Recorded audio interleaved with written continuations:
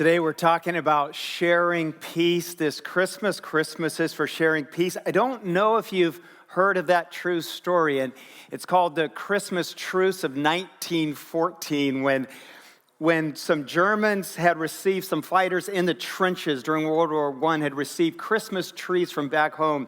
They lit them, and then they started singing Christmas carols. And then the English from their trenches started to sing with them. And then some brave souls crawled out, and they started to exchange gifts, and they started to play soccer together. I'm sure the English won. They have Beckham and everybody else like that. But they spend 3 days not fighting. They have Christmas services together, and they sing Christmas carols together. And then word got back to Berlin and got back to London that the soldiers had stopped fighting and they had made peace. And the generals got angry and sent word back to the front lines, stop all of the peace and start fighting again. We're not so good at peace, are we? I think that's one of the main reasons that God sent his son, Jesus Christ. And so that's when he came to not just bring peace, but he's called the Prince of Peace. Peace in the Bible is a very important word. Peace is a Christmas word. Peace is a God word. But when you talk about Jesus Christ, it's a very big word when you talk about Jesus. You can't talk about Jesus without talking about peace, especially the birth of Jesus, because we keep reading about this idea of peace. I hope this morning, it's not morning, is it? We're used to doing this in the morning. I hope tonight that you rediscover and fully understand the idea and the power of this word peace that Jesus came to bring. He came to establish his kingdom of peace. The thing is, we see conflict everywhere. If you watch the news, you see conflict between countries. We see conflict in cities. And I know we have conflict in our homes. We have conflict in our marriages. Jesus came to change it all. Conflict in our home starts young. I know that because I just found a letter this week written by a young girl named Claire. She writes to Santa Claus. I'm just going to share it with you because you'll see how brothers and sisters live. It's Claire again. Dear Santa Claus, it's Claire again. She's like a groupie, it sounds like, writing, or a stalker, one of the two. She says, it's Claire again, but I'm writing for my 9-year-old brother named Mitch. He wants a binder hole puncher. I want a binder hole puncher too. Can I just pause here? In what family do kids ask for school supplies? Because I didn't have those kids. They weren't in my family asking for calculators and things like that. And she says, and he wants a skateboard, but don't give the skateboard to him. Who needs older sisters like that? She's just a bad soul. Mitch is very kind-hearted, but now she's about to stab him in the back, but has a bad temper. He also writes messy. What's that have to do with Christmas? When does penmanship, come into play with Santa? And he doesn't like to read. By Mitch Lou. P.S. This is not his sign. I think she means signature. So she's plagiarized, she's forged a signature, she slandered him, all in one letter. Who does that? We learn young, don't we? And when we read the story of Jesus' birth, we read that he came to change all of that, not just between nations, but between brothers and sisters. In Luke chapter 2, Nathan read earlier the start of this, but in Luke chapter 2, we read the song that the angels sang. And this month, if you've been at the Grove, we've been going through the 4 songs in Luke chapters 1 and 2, the song that Mary sang, Elizabeth sang, Zechariah sang. Now we come to the angel song, Luke 2, verse 13. It's just 2 verses. Suddenly by the way, the angel had appeared to the shepherds, and then all of a sudden, a whole choir shows up. A great company of the heavenly host appeared with the angel, praising God. And here's what they sang: glory to God in the highest, and on earth peace and goodwill to men, and peace to all people. As I said, Jesus came to establish a kingdom of peace. Sometimes when we talk about peace as Christians and in the Bible, we talk about it as just something that happens on the inside. It's an inner tranquility, serenity that we ask God for. I want peace in my soul.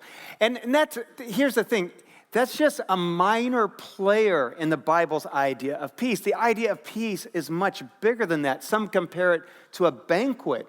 And so the idea of inner tranquility, it is well with my soul, that's just like the appetizer to the whole idea of the banquet of peace. I don't know about you, but I didn't grow up eating a lot of appetizers. So when some friends invited us to a restaurant here in Chandler, I was excited. I don't want to mention the name of the restaurant because maybe you won't go there. But when we got there and I looked at the menu, all they had was bruschetta. And so I stopped. I said, is this all you serve at the living room? Is this all you have? And they said, yes, it's just cheese and toast and tomatoes. Who does that? I spent $40 on bruschetta, on appetizers. It was very unsatisfying. I'm just going to put that out there. If we talk about the idea of peace as just for the inside, inner tranquility, we miss the whole idea of Christmas peace.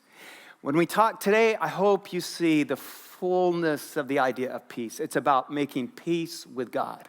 It's about you living as a person of peace, an apostle of peace in this world, changing the way structures are, the way neighbors behave. I have on the screen the first idea, and the first idea from peace that I want to share with you is the challenge to make peace with God this Christmas. Because until you make peace with God, you will not have peace in your own soul. You will not have peace with your neighbor. You will not have peace with your coworkers, with your children, with your husband, or with your wife until you have peace with God. I know that because I hear stories from people and I watch how people live. I got to meet a baseball player maybe you've heard of about a year ago. I was at a publishers conference in Atlanta, and I met Darryl Strawberry. He and I have the same publisher, and his wife, Tracy. And they had just come out with a book about their marriage. And when you hear their story, their marriage had been a mess. And the story goes, so if you know Darryl Strawberry, he was an 8-time MVP. He won 4 World Series. He played with the Dodgers, the Yankees, the Mets. Who else? The Giants. And then the wheels come off, and his life starts to spiral. He becomes an alcoholic. He becomes an addict. He's in and out of rehab. His marriage is a mess because he admits that he cheated on his wife. And his own son, who was drafted by the Phoenix Suns, quit speaking to him because his life had spiraled. And he says he woke up one morning. So here's how his story goes. He's in bed, and he woke up, and he said, as clear as the sky is blue, I heard God saying to me, get your life right with me. And so he said, I woke up my wife, Tracy, and I said, Tracy, I've got to get my life right with God because until I got my life right with God, until I made peace with God, I would struggle with addictions. My marriage would be a mess. My children wouldn't talk to me. He said, so he committed the next month, the next year, to getting his life right with God. He said, as a result of that, his marriage healed. And his wife, he and his life fell in love again. And then his son started to speak to him again. He says, but it all started when he made peace with God. Do you see how I say, when you make peace with God, then you can have peace in your soul. You can have peace in your marriage and in your family. You can have peace with friends. It all starts with this. The next challenge this Christmas I would invite you to think about is to understand that Christmas peace is about becoming a person of peace. It's about becoming, what I'll use this phrase, an apostle of peace. We hear the angels use this word. We read this, glory to God in the highest, and on earth peace, and goodwill to men, or goodwill to all people. I think sometimes we spend our days wishing bad will on all people. Let's be honest. When a coworker annoys you, you wish the worst on them. It's bad will. In our homes, when a brother and sister don't get along, it's bad will. Or brothers don't get along, not good will. I know this. Even in our families, we struggle with this because I just spent the last week with my mother in Johannesburg, South Africa. She had been medevac down there, and a lot of you have been praying for her.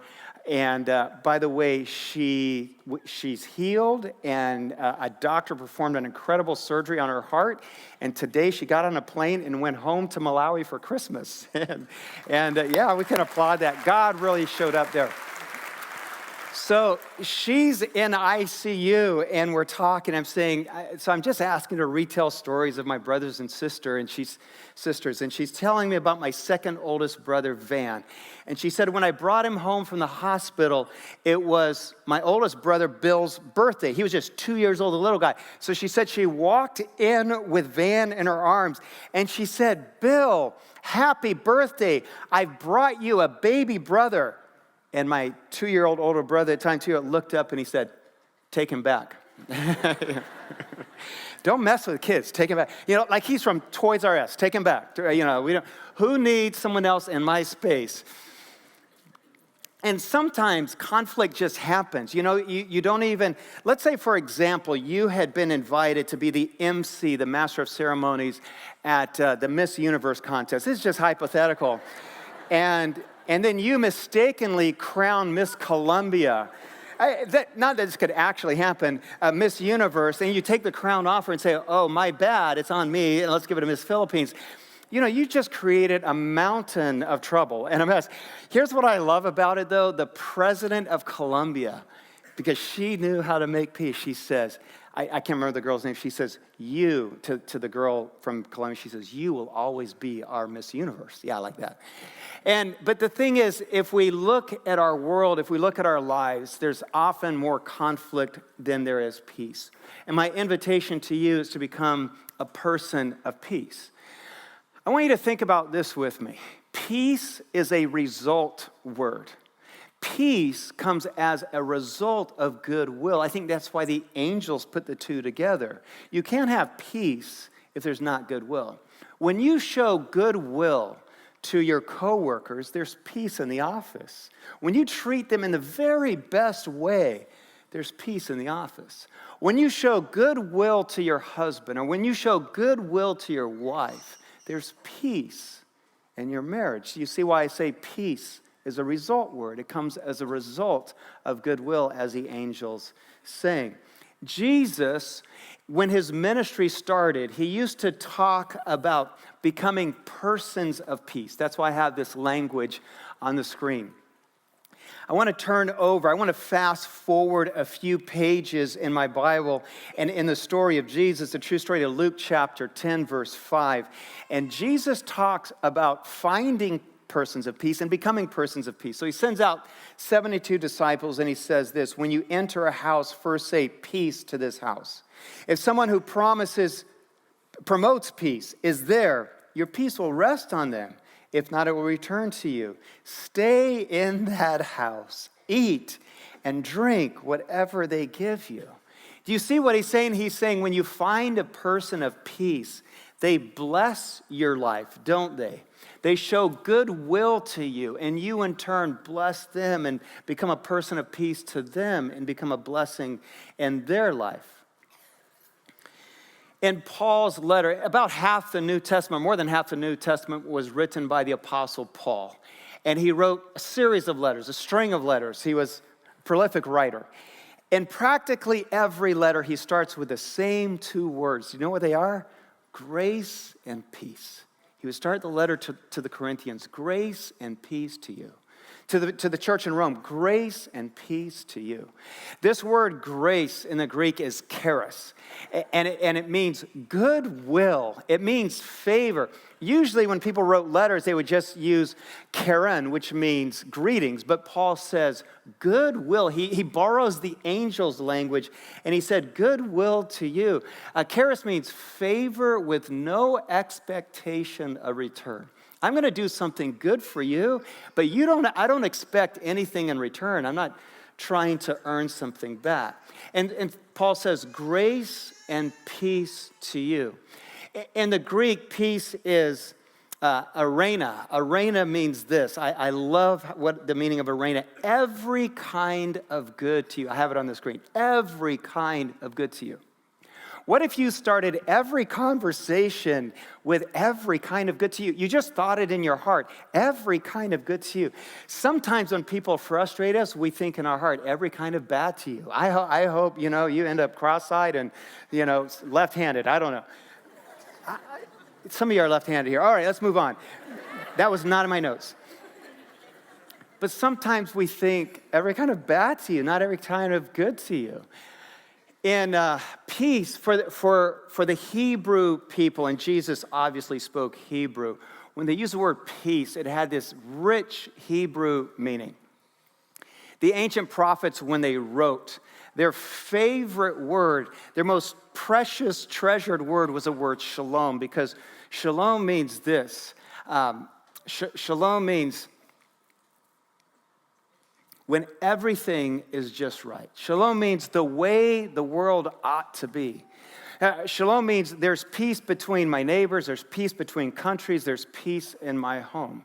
That's what shalom means. And so when Jesus uses this word peace, it's a very powerful word. It's a very heavy word. In Matthew chapter 5, Jesus gives his kingdom manifesto, some call it. And he starts talking about the kind of kingdom that he comes to establish. Here's what he says in Matthew 5. He says, "Blessed are the peacemakers." In this same Sermon on the Mount, his manifesto, chapter 6, verse 29, he says, "If someone slaps you on one cheek, turn to them the other also. If someone takes your coat, do not withhold your shirt from them." And then here's how Matthew 5 reads, God blesses those who work for peace, for they will be called the children of God. What if you only spoke words of peace and goodwill toward others? Wouldn't that change everything? Wouldn't that change every relationship? Wouldn't that change every conversation? If you only spoke words of peace and goodwill to your friends and your coworkers and to your husbands and to your wives and to your fathers and your mothers. I think sometimes people go through life only being persons of conflict. Have you noticed that when some people walk into a room, they bring peace? Everyone loves their presence because it's a calming presence. Have you noticed how some people, though, walk into a room and they just bring conflict and criticism and they badger people? And sometimes those people go to church, and hopefully it's other churches, but I had a couple, I'm just reaching back a few months, come to the Grove, and they found me after one of our services, and they said, "This is our first Sunday at the Grove, and we need to ask you a question." I said, "Okay." They said, "We need to know if you agree with," and they named a pastor. And I go, "I don't know that name. Honestly, I can't even remember what name they said." I said, "I don't know that pastor." They said, "Well, he's on TV." It was like channel 300 and something. I said, "I don't know what pastors are on TV." Some of you are thinking it's Joel Osteen. No, I don't live in a cave. I know who Joel Osteen is.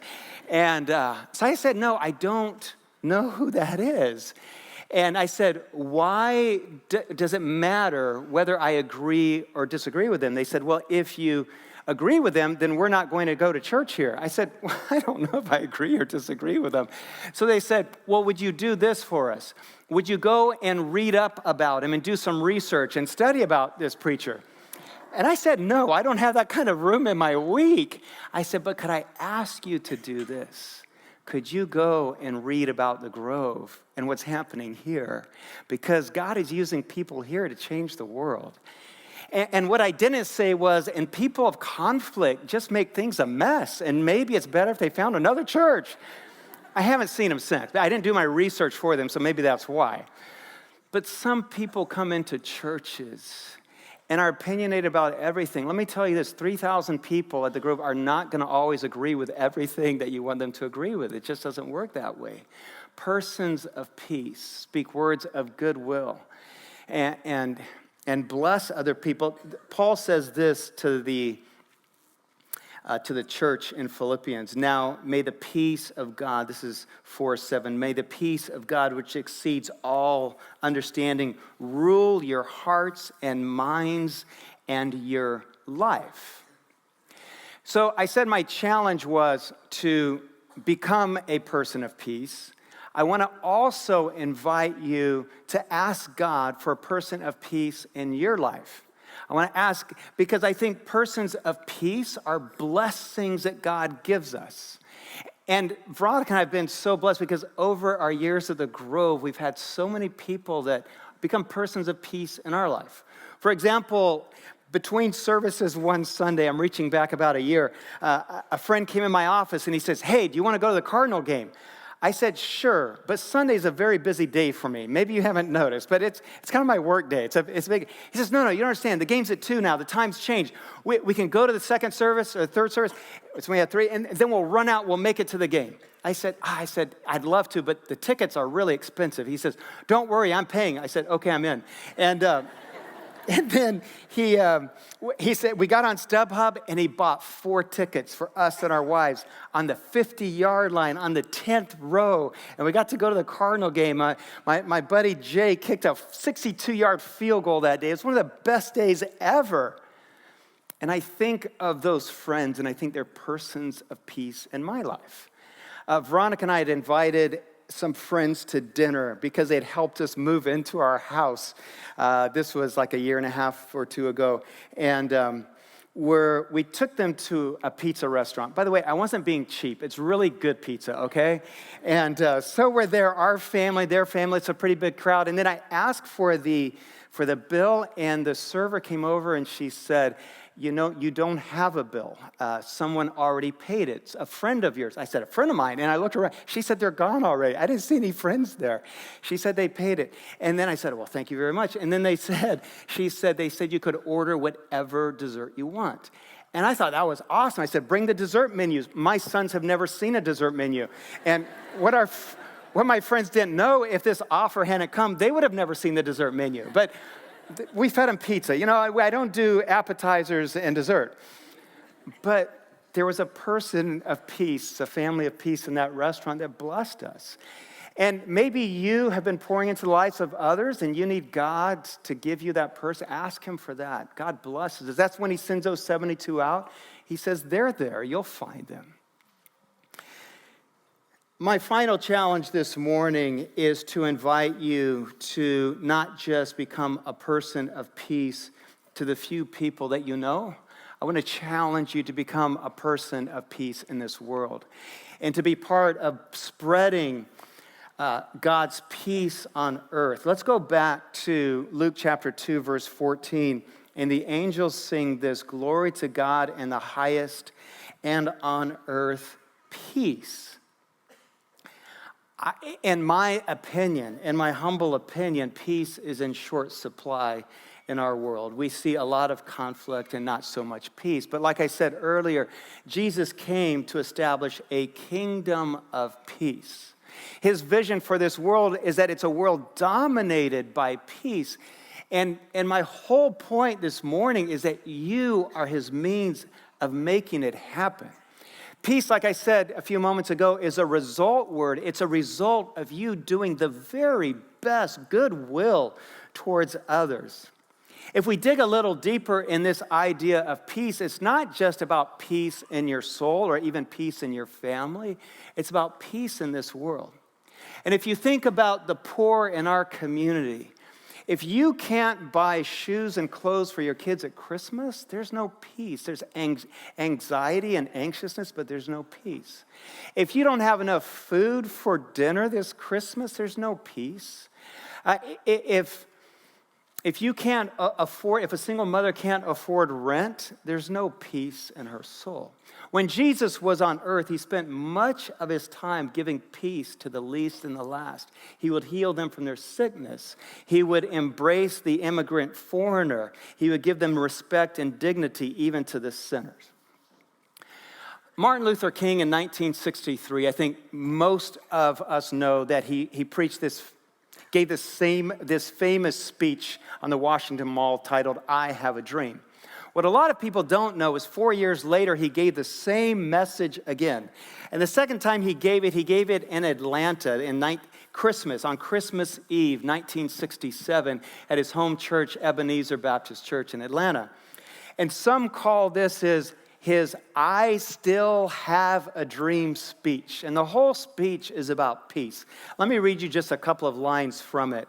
Now, let me suggest, he says, and it's a long sermon. This is just a couple of sentences. Let me suggest first that we are to have peace on earth. Loyalties must transcend our race, our tribe, our class, and our nation. He says, I still have a dream. Today, that one day war will come to an end. And then he quotes Isaiah, that men will beat their swords into plowshares and their spears into pruning hooks, and that nations will no longer rise up against nation. What would the world be like, I've wondered, if there was no more hurting and harming? What would the world be like if neighbors got along regardless of background or ethnicity or nationality or any other factor? Because here's the truth, there will never be peace on earth until there is peace between nations. There will never be peace between countries until there is peace in our cities. There will never be peace in our city until there is peace between neighborhoods and neighbors. And there will never be peace between neighbors until there is peace in your home. And there will never be peace in your home until you make peace with God. And so this Christmas, I invite you, if you have never made peace with God and said, God, I need you in my life, or I've been at odds with your purposes, then say, God, I need you to change that in me now. And then if you've never said to God, I want to be your person of peace in this world, today I invite you to do that.